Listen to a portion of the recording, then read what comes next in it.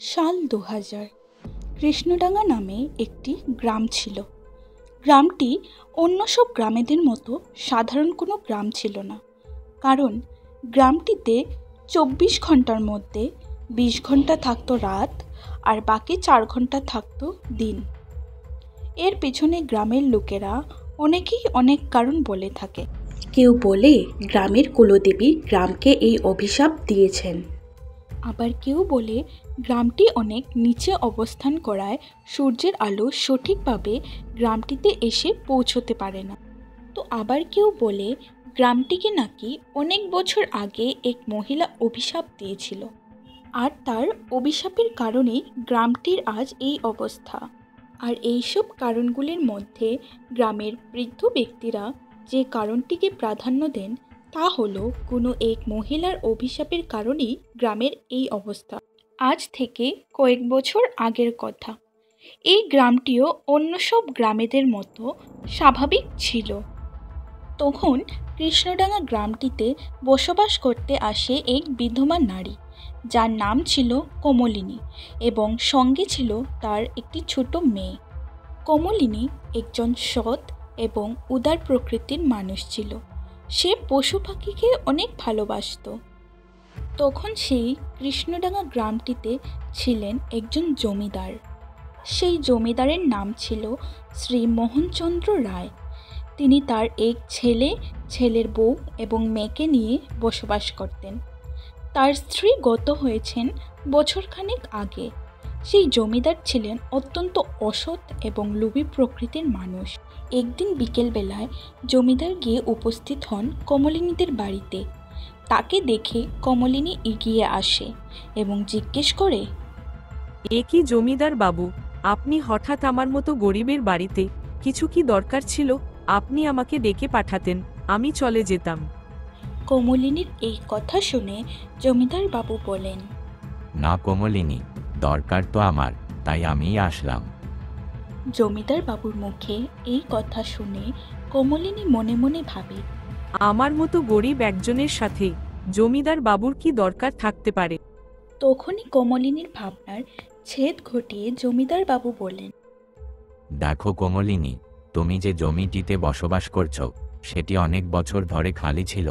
আমরা জানি না এই জায়গার মালিককে, তাই আমি এখানে একটি কারখানা বানাবো ভেবেছিলাম, কিন্তু এখন তুমি এসে এখানে থাকছো, তাই সেটি সম্ভব হচ্ছে না। আমি চাচ্ছি তুমি এই জায়গাটা ছেড়ে দাও। জমিদার বাবুর এই কথা শুনে কমলিনী তখন বলে, জমিদার বাবু, আমি একজন বিধবা গরিব মহিলা। এতদিন বাবার বাড়ি থাকতাম, কিন্তু বাবা উনার শেষ ভিটেটা বন্ধক দিয়েছিলেন আমাদের আগের গ্রামের জমিদার সাহেবের কাছে।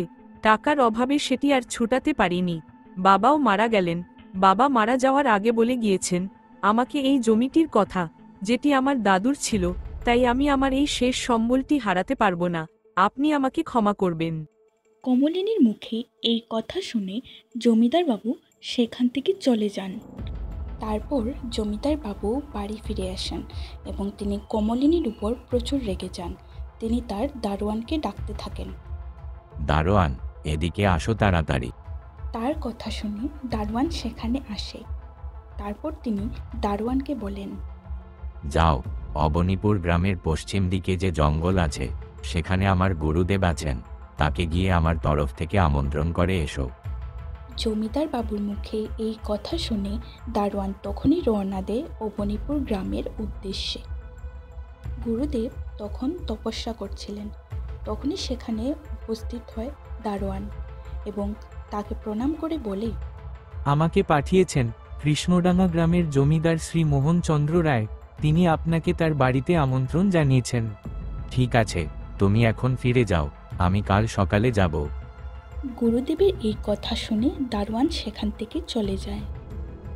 তারপর দারোয়ান সেদিনই জমিদার বাড়িতে ফিরে আসে। ফিরে এসে সে জমিদার বাবুকে গুরুদেবের বলা সমস্ত কথা বলতে থাকে। তা শুনে জমিদার বাবু বলেন, আচ্ছা ঠিক আছে, তুমি এখন যাও। তারপর দারোয়ান সেখান থেকে চলে যায়। পরের দিন সকালবেলা গুরুদেব জমিদার বাড়িতে পৌঁছন। ঘরের ভিতর তিনি প্রবেশ করে দেখেন জমিদার বাবু তার জন্য অপেক্ষা করছেন। জমিদার বাবু গুরুদেবকে দেখে প্রণাম করেন এবং তাকে বলেন, বাবা, আমি একটি বিপদে পড়েছি, আপনি আমাকে উদ্ধার করুন এই বিপদ থেকে। এরপর জমিদার বাবু তার গুরুদেবকে কমলিনীর ব্যাপারে সব কিছু খুলে বলেন। সব কিছু শুনে গুরুদেব জমিদার বাবুকে বলেন, তুই এখন আমার কাছ থেকে কি চাস? গুরুদেবের মুখে এই কথা শুনে জমিদার বাবু বলেন, বাবা, আমি ওই কমলিনীকে আমার রাস্তা থেকে সরাতে চাই, আপনি আমায় এর কোনো উপায় বলে দিন। জমিদারের মুখে এই কথা শুনে গুরুদেব তাকে বলেন, ঠিক আছে, আমি তোকে সাহায্য করব, কিন্তু তার জন্য আমার 20টি জীবিত শিশুর দরকার, যাদের আমি বলি দেব। গুরুদেবের মুখে এই কথা শুনে জমিদার অনেক ভয় পেয়ে যান, কারণ তার গুরুদেবও তার মতো ছিলেন একজন অসৎ প্রকৃতির মানুষ।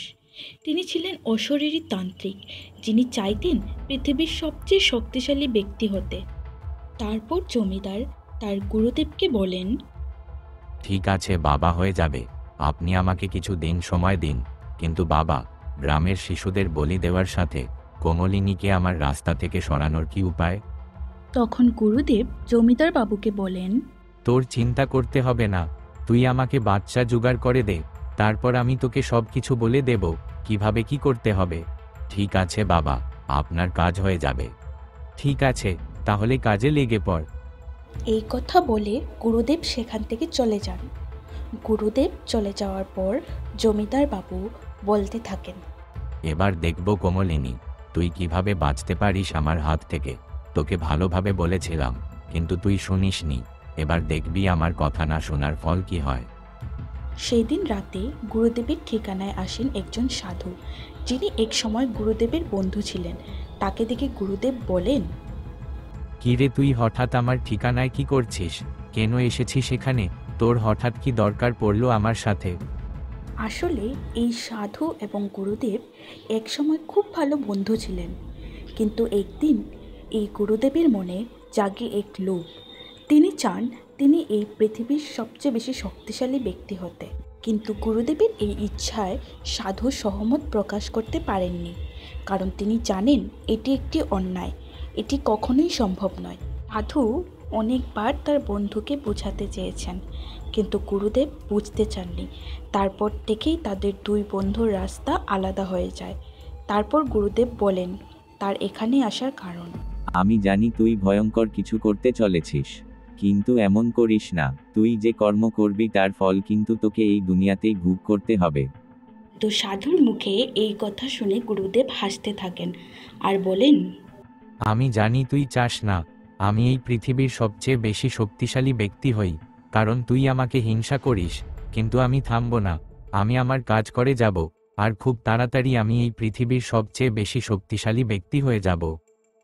গুরুদেবের মুখে এই কথা শুনে সাধু বুঝতে পারেন তিনি গুরুদেবকে আটকাতে পারবেন না। এই কথা বুঝতে পেরে তিনি সেখান থেকে চলে যাওয়ার সিদ্ধান্ত নেন। তারপর তিনি সেখান থেকে চলে যান।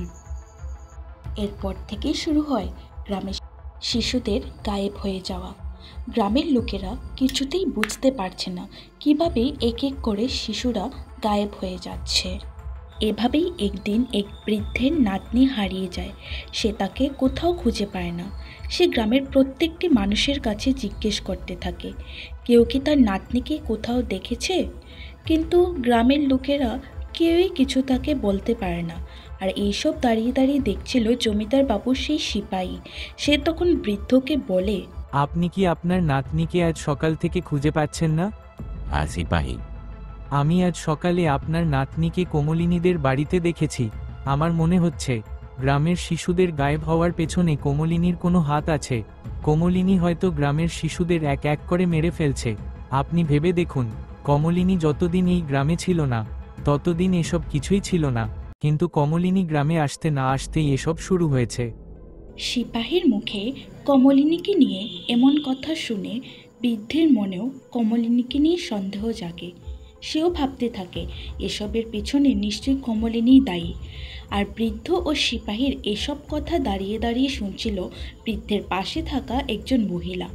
সিপাহীর মুখে এমন কথা শুনে সেও সন্দেহ করতে থাকে কমলিনীকে, এবং সেও ভাবতে থাকে এসবের পিছনে নিশ্চয়ই কমলিনীই দায়ী। আর এই কথা সেই বৃদ্ধ এবং মহিলাটি মিলে পুরো গ্রামে ছড়িয়ে দেয়। এখন পুরো গ্রামের মানুষই কমলিনীকে সন্দেহ করতে থাকে। তারা সবাই ভাবে এসবের পিছনে কমলিনী দায়ী।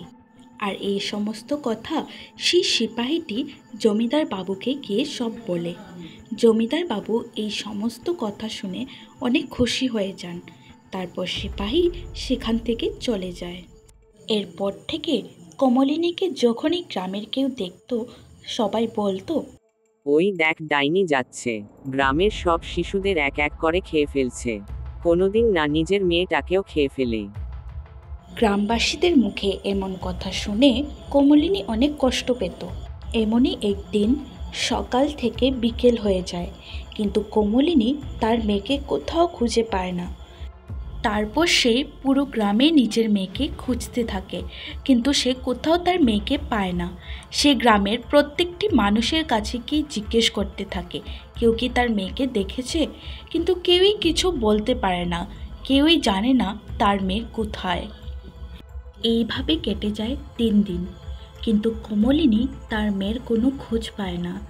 সে প্রতিদিন তার বাড়ির গেটের সামনে বসে তার মেয়ের জন্য অপেক্ষা করে, কিন্তু তার মেয়ে আর ফিরে আসে না। এরপর থেকে কমলিনীকে যখনই গ্রামের কেউ দেখত, বলতো, দেখ দেখ, নিজের মেয়েটাকেও অন্য শিশুদের মতো খেয়ে ফেলেছে, মা তো নয়, পুরো একটা ডাইনি। তারপর একদিন গ্রামবাসীরা সবাই মিলে সিদ্ধান্ত নেয় যে তারা জমিদার বাবুর বাড়িতে যাবে এবং তাকে এর একটা বিহিত করার জন্য বলবে। তারপর তারা সবাই মিলে জমিদার বাবুর বাড়িতে যান। জমিদার বাবু একসঙ্গে এতজনকে দেখে জিজ্ঞেস করেন, এ কি তোমরা সবাই হঠাৎ আমার বাড়িতে কেন? জমিদার বাবু, কমলিনী আমাদের সবার বাচ্চাকে এক এক করে মেরে ফেলছে। আপনি কিছু একটা করুন, না হলে ওই ডাইনি তো আমাদের সবার বাচ্চাকে মেরে ফেলবে। আপনি দয়া করে কিছু করুন জমিদার বাবু। হ্যাঁ জমিদার বাবু, ওই ডাইনি তো নিজের মেয়েটাকেও ছাড়েনি, মেরে ফেলেছে, আপনি কিছু একটা করুন। গ্রামবাসীদের মুখে এরকম কথা শুনে জমিদার বাবু অনেক খুশি হন, কারণ তিনিও চেয়েছিলেন গ্রামবাসী এরকম বলুক। ঠিক আছে, আমি কমলিনীকে আজকেই বলবো এই গ্রাম ছেড়ে চিরজীবনের মতো চলে যেতে। কিন্তু জমিদার বাবু, কমলিনী অন্য কোনো গ্রামে গিয়ে ওই গ্রামের মানুষদের ক্ষতি করবে না, তা তো আমরা সঠিক জানি না। আমার মতে ওকে মেরে ফেলাই উচিত হবে, তাহলে ও আর কারুর ক্ষতি করতে পারবে না। আসলে ওই লোকটি ছিল জমিদার বাবুরই লোক। জমিদার বাবুই তাকে শিখিয়ে দিয়েছিলেন, সেজন্য পুরো গ্রামবাসীর সামনে কমলিনীকে মারার কথা বলে। সেদিন রাতেই গ্রামবাসীরা সবাই মিলে কমলিনীকে তার ঘরের মধ্যে আগুন লাগিয়ে মেরে ফেলে। কমলিনীকে মেরে ফেলার পর থেকেই গ্রাম থেকে বাচ্চা গায়েব হওয়া বন্ধ হয়ে যায়। তাই গ্রামবাসীরা পুরোপুরি বিশ্বাস করে নেয় কমলিনী একজন ডাইনি ছিল, কারণ ততদিনে গুরুদেব তার বলি দেওয়ার জন্য 20টি বাচ্চা পেয়ে গেছিলেন। কিন্তু এর কিছুদিন পর সিপাহী এসে জমিদার বাবুকে জানায় গ্রাম থেকে বাচ্চা ছাড়া আর যে কোনো বয়সের লোক কিভাবে যেন গায়েব হয়ে যাচ্ছে। এই কথা বলে সিপাহী সেখান থেকে চলে যায়। সিপাহী চলে যাওয়ার পর জমিদার বাবু বলেন, এটা কিভাবে সম্ভব? গ্রামের মানুষ কোথায় গায়েব হয়ে যাচ্ছে? এর পেছনে কি গুরুদেবের কোনো হাত আছে? আজকেই আমি গুরুদেবের কাছে যাব এবং তাকে জিজ্ঞেস করব এই ব্যাপারে। তারপর সেদিন সন্ধ্যাবেলায় জমিদার গিয়ে উপস্থিত হন গুরুদেবের কাছে। তারপর তিনি তাকে প্রণাম করেন এবং জিজ্ঞেস করেন, গুরুদেব, গ্রাম থেকে বাচ্চা ছাড়া আর সব মানুষ কিভাবে যেন গায়েব হয়ে যাচ্ছে, আপনি কি এই ব্যাপারে কিছু জানেন? তখন গুরুদেব বলেন, আমরা ওকে অন্যায়ভাবে মেরে ফেলেছি, তার জন্য ওর আত্মা মুক্তি পায়নি, ও সবাইকে মেরে ফেলবে এক এক করে। গুরুদেবের মুখে এই কথা শুনে জমিদার বাবু ভয় পেয়ে যান। কে করছে বাবা এই সব? কার আত্মা কাউকে ছাড়বে না? কমলিনীর আত্মা। আমরা ওকে অন্যায়ভাবে মেরে ফেলেছি, ও এখন আমার থেকেও বেশি শক্তিশালী হয়ে ফিরে এসেছে। আমি তোকে ওর হাত থেকে বাঁচাতে পারবো না। তোকে যদি কেউ বাঁচাতে পারে সে হলো আমার বন্ধু কালী সাধু। সেই অবনীপুরের ওই পূর্ব দিকের জঙ্গলে থাকে, তুই তাকে সেখানেই পেয়ে যাবি। ঠিক আছে বাবা, আমি কাল সকালেই ওনার কাছে যাব। হ্যাঁ, বেশি দেরি করিস না, না হলে কমলিনীর আত্মা তোকে ছাড়বে না। আর হ্যাঁ, আজকের রাতটা তুই একটু সাবধানে থাকবি। গুরুদেবের এই কথা শুনে জমিদার বাবু সেখান থেকে চলে যান। তো সেদিন রাতেই কমলিনীর আত্মা গ্রামবাসীর সবার বাড়ির সামনে গিয়ে জোরে জোরে চিৎকার করতে থাকে এবং বলতে থাকে, বেরিয়ে আয় সবাই, বাড়ির ভেতর থেকে বেরিয়ে আয়। এই কথা বলে সে সেখান থেকে চলে যায় এবং এইভাবে গ্রামের বাকি সব বাড়িদের সামনে গিয়েও একই কাজ করতে থাকে। এইভাবে সে সকল গ্রামবাসীকে ভয় দেখাতে থাকে বাড়ি থেকে বের হওয়ার জন্য। এরকম ভয়ঙ্কর গলার সুর শুনে সব গ্রামবাসী ভয় পেয়ে যায় এবং তারা সবাই এক এক করে ঘরের বাইরে আসতে শুরু করে। এইভাবে গ্রামের সবাই ঘর থেকে বেরিয়ে আসে। জমিদার সাহেবও আসেন। তারা সবাই কমলিনীর আত্মাকে দেখে ভয় পেয়ে যান।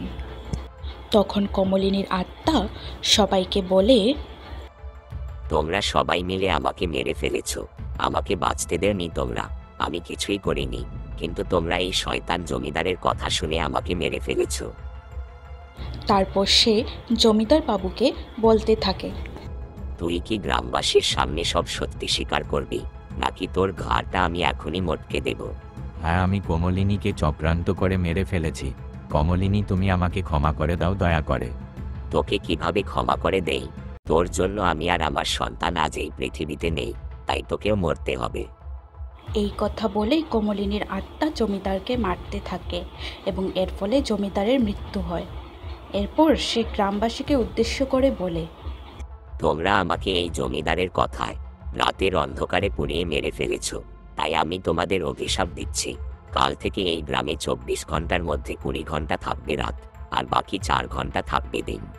এইভাবে কৃষ্ণডাঙ্গা গ্রামটি হয়ে ওঠে একটি অভিশপ্ত গ্রাম।